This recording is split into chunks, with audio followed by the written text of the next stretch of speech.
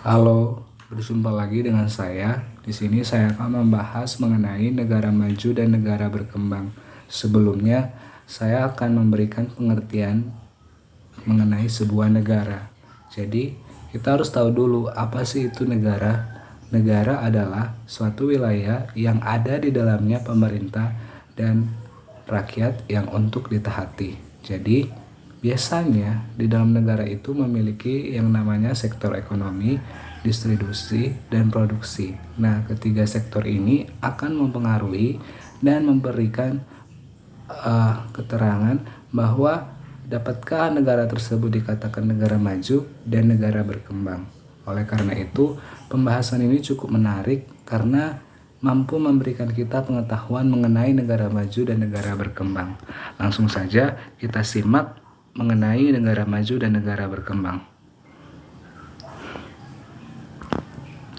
Nah, di sini ada peta konsep yang akan jadi bagan untuk menjelaskan mengenai negara maju dan negara berkembang, di mana peta konsepnya itu terdiri dari 4 mengenai pengertian, ciri-ciri, peta negara maju dan negara berkembang, lalu ada yang terakhir, faktor yang mempengaruhi ekonomi.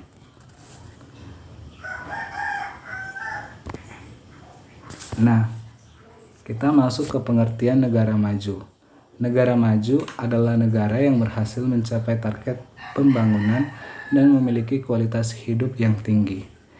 Nah, definisi dari negara maju ini memungkinkan bahwa di dalam negara maju itu target pembangunannya itu mungkin cukup canggih dan meluas sehingga memiliki kualitas hidup yang tinggi. Oleh karena itu, dengan target pembangunan dan yang memiliki kualitas hidup yang tinggi, dapatlah sebuah negara dikatakan negara maju. Lalu, kita akan cari pengertian negara berkembang. Nah, di dalam negara berkembang adalah negara tingkat kesejahteraannya penduduk masih dalam taraf menengah atau berkembang. Berbeda dengan pengertian negara maju, di sini dikatakan bahwa negara berkembang itu adalah negara tingkat kesejahteraan penduduknya masih dalam taraf menengah atau berkembang.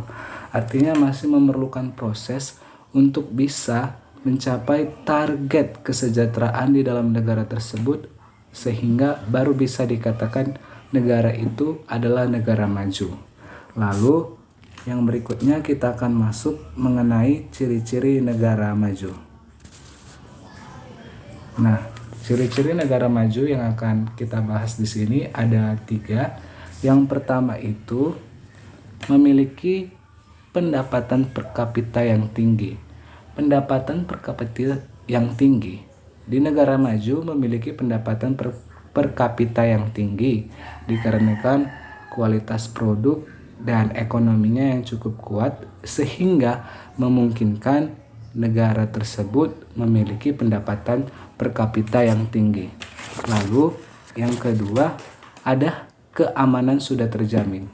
Nah, kalau di negara maju itu keamanan sudah terjamin, dimulai dari sistem hukum yang baik, lalu pemerintah yang turut andil dalam setiap pembangunan, dan warga yang saling menjaga dan menertibkan keamanan lingkungan di dalam negaranya. Oleh karena itu, keamanan di dalam ciri-ciri negara maju itu sudah dapat dikatakan aman. Lalu yang ketiga ada kecil angka pengangguran. Nah, biasanya kalau di negara maju itu kecil angka pengangguran dikarenakan banyak peluang, banyak peluang lowongan pekerjaan yang dibutuhkan di dalam negara maju supaya dapat meningkatkan target pembangunan dan taraf ekonomi di dalam negara tersebut. Nah, ciri-ciri dari negara maju ini memungkinkan kita untuk bisa mengetahui apa saja yang menjadi pokok untuk bisa dikatakan sebagai negara maju. Lalu kita akan lari ke ciri-ciri negara berkembang. Nah, ciri-ciri negara yang berkembang yang pertama adalah pendapatan per kapita yang cenderung rendah. Nah, biasanya pendapatan per kapita negara berkembang itu cenderung rendah dikarenakan kualitas produksi yang menurun, efisiensi produk yang masih kurang bagus, lalu untuk bersaing di pasar global itu masih belum bisa terakses ke seluruh dunia. Nah, untuk ciri yang kedua, keamanan tidak terjamin. Berbeda dengan negara maju, keamanan tidak terjamin di negara berkembang masih menjadi salah satu penyebab dan ciri-ciri dari negara berkembang. Dikarenakan masih banyak masalah-masalah, apalagi terkait pemerintahan, politik, ekonomi, yang memungkinkan ekstrim dan teroris yang bisa membuat kenyamanan dalam suatu negara tersebut terancam. Lalu, ciri-ciri terakhir dari negara berkembang adalah besar angka pengangguran. Nah, berbeda dari negara maju, tadi kalau di negara maju kecil angka pengangguran, sedangkan di negara berkembang besar angka pengangguran. Kenapa demikian? Dikarenakan masyarakat atau manusia yang akan menjadi salah satu produk yang akan mencapai target pembangunan itu tidak memenuhi atau tidak memiliki pengetahuan atau tidak bisa menjadi salah satu kebutuhan yang diminta oleh pangsa pasar. Nah, demikianlah ciri-ciri dari negara berkembang. Lalu kita akan beralih ke peta persebaran negara maju dan negara berkembang. Di sini ada peta persebaran di mana sudah diberikan keterangan bahwa yang berbentuk gelap itu adalah negara maju seperti Amerika Utara, Eropa, Australia. Lalu kita bisa lihat di sini ada negara berkembang seperti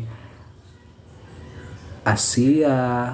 Ya, Asia saja yang negara berkembang. Lalu negara industri baru seperti Amerika Selatan, Amerika Tengah, lalu ada Afrika. Lalu negara kurang berkembang itu ada negara Afrika. Nah, yang terakhir kita akan membahas mengenai faktor-faktor yang mempengaruhi pertumbuhan ekonomi. Nah, faktor-faktor yang mempengaruhi ekonomi ini memungkinkan sebuah negara dikatakan negara maju dan negara berkembang. Oleh karena itu, faktor-faktor ini menjadi salah satu yang paling menonjol di dalam sebuah negara untuk mampu mempertahankan negara tersebut. Nah, kita lihat apa saja faktor-faktor yang mempengaruhi ekonomi tersebut. Yang pertama itu adalah faktor sumber daya manusia. Nah, semakin banyak sumber daya manusianya, semakin makmur suatu negara tersebut. Tetapi sumber daya manusia yang dimaksud di sini harus memiliki keterampilan, kedisiplinan, pengetahuan, dan kualitas yang mampu bersaing dan diminati oleh pangsa pasar sehingga mampu dan dapat terampil dalam mengoperasikan setiap pekerjaan yang diminta. Lalu yang kedua itu ada faktor sumber daya alam. Nah, sumber daya alam adalah salah satu keuntungan dan anugerah terbesar dalam suatu negara. Biasanya sumber daya alam ini seperti emas, batu bara, biji logam, dan lain-lain. Jadi, kalau dalam suatu negara memiliki sumber daya alam yang banyak, maka itu menjadi sebuah keuntungan dalam negara tersebut dan memungkinkan negara tersebut akan memiliki ekonomi yang akan cukup tinggi untuk membangun dan mencapai target pembangunan dalam suatu negara itu.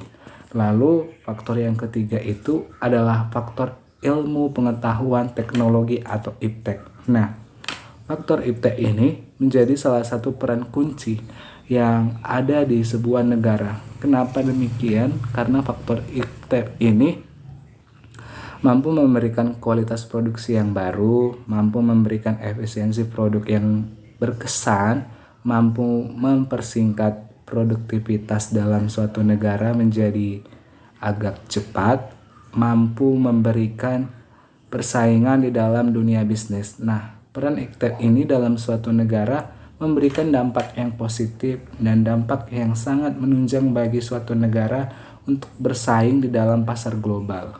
Oleh karena itu, iptek menjadi salah satu faktor yang mempengaruhi ekonomi.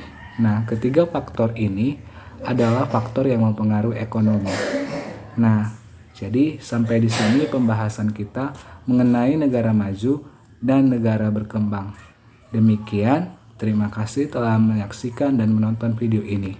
Semoga dapat membantu dan bermanfaat bagi kita semua. Terima kasih.